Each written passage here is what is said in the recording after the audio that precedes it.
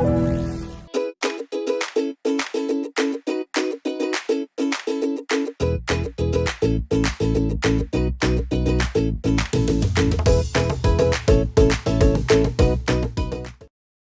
draws you to India?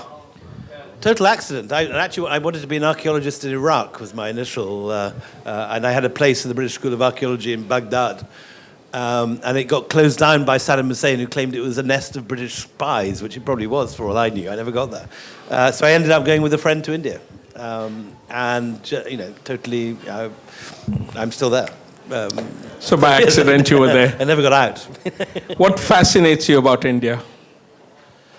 You could have asked me that question at any point in my life, and I'd probably give a completely different answer. I mean, And now? It's allowed me to do a whole variety of different careers. I've been at different times a foreign correspondent, a historian, a travel writer, a festival organizer, a photographer. But it's like, I'm like a child in a sweet shop there, and that it's such a rich place to write about, to photograph, to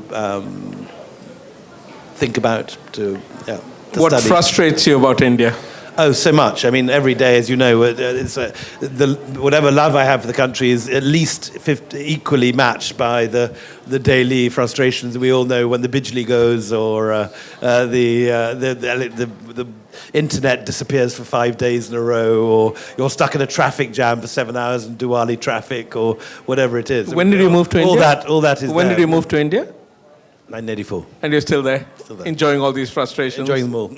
Well, not enjoying the frustrations. The frustrations drive me up the wall, but enjoying everything else enough to put up with the frustrations. Yeah. With all your research, 15th to the 19th century and beyond, which character, living or dead, do you identify with most? To identify with? Do you identify with most? I think I would very much enjoy being one of those sort of white Mughal residents at some Mughal court. David Octoloni with 25 wives would be quite a good start. I'm sorry, have you discussed that with Olivia? Or, each of whom had her own. Well, you'd have a chief wife, of course. Right. Any particular character? I think this character is David Octoloni, who's each of his wives had a elephant, and they used to do this wonderful march around the Red Fort every evening, and then they would return to this wonderful miniature in the India Office Library of Octoloni wearing full sort of fab India kurta pajama with a turban on his head and dancing girls in front of him, and he's got a eunuch behind him. And best of all, there's these outraged Scottish ancestors in the picture rail above him, peering down, wondering what's happened to Ur Devi after a few years in the Indian sun, and well, they might ask. Your wife, Olivia, paints architecture of India and its people. Her kinsman, James Fraser, painted India in the 1800s. Is there a deep link between you, your family, and India? So both of us are from the same sort of class of Scotsmen who always had social aspirations greater than our wallets, shall we say.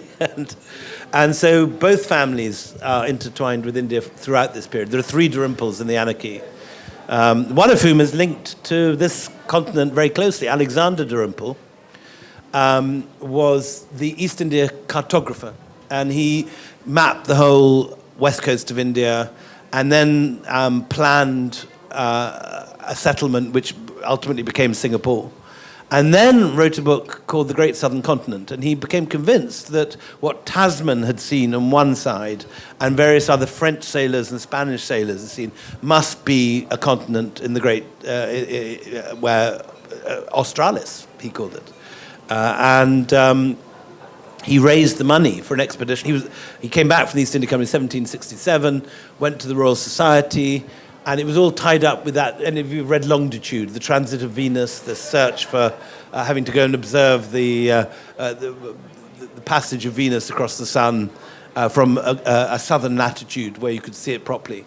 And he managed to get money to go and find this continent that he was sure existed in the South Seas.